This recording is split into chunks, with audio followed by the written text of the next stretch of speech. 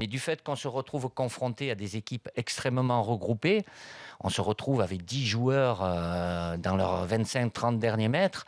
Donc là, pour trouver les solutions, pour trouver les décalages, la justesse sur la passe en profondeur, nous, la difficulté, je ne rejette pas la pierre à l'adversaire. Tant mieux qu'on ait des adversaires je ne vais pas dire qu'ils ont peur, qui ont un peu de crainte et qui pensent à défendre.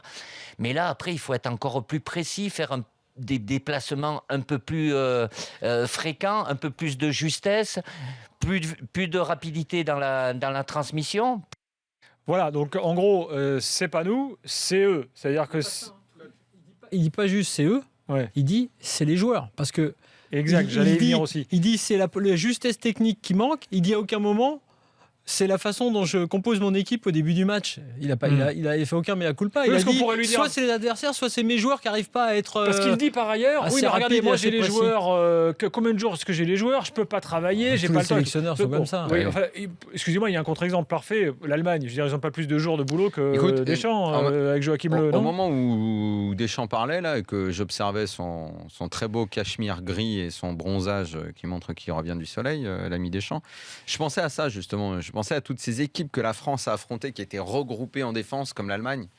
On s'en souvient en demi-finale, vraiment l'Allemagne a mis un autobus contre la France et c'était forcément très dur pour les Bleus de jouer. Non, ce à quoi je pensais, c'est qu'évidemment c'est comme d'habitude, un entraîneur qui joue de cette façon ne l'assume pas.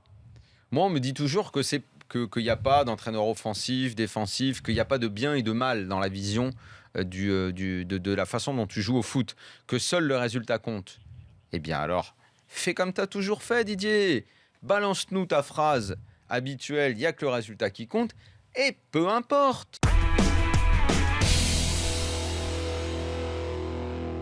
Quand on regarde les effectifs, on va dire à 20 joueurs, moi très franchement, j'ai pas le sentiment qu'à 20 joueurs, Paris soit supérieur à Monaco dans tous les domaines, tous les secteurs de jeu.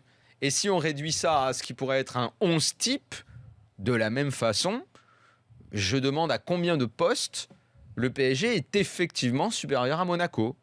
Je ne crois pas que ce soit vrai sur les latéraux. Je pense que ça peut l'être sur la défense centrale. Au milieu du terrain, sur le papier... En partant du postulat que les mecs jouent à leur meilleur niveau.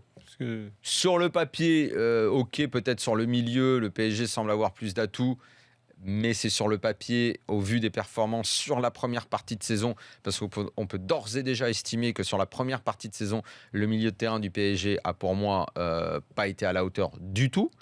Entre Rabiot qui avait été très bon mais qui s'est blessé, qui donc malheureusement n'a pas pu jouer, entre Pastore tout le temps blessé, entre Verratti qui pour moi n'a pas fait de première partie de saison, entre un Mota qui devait être poussé sur le banc et qui finalement reste le taulier, et un Matuidi inamovible parce que personne vient le bouger.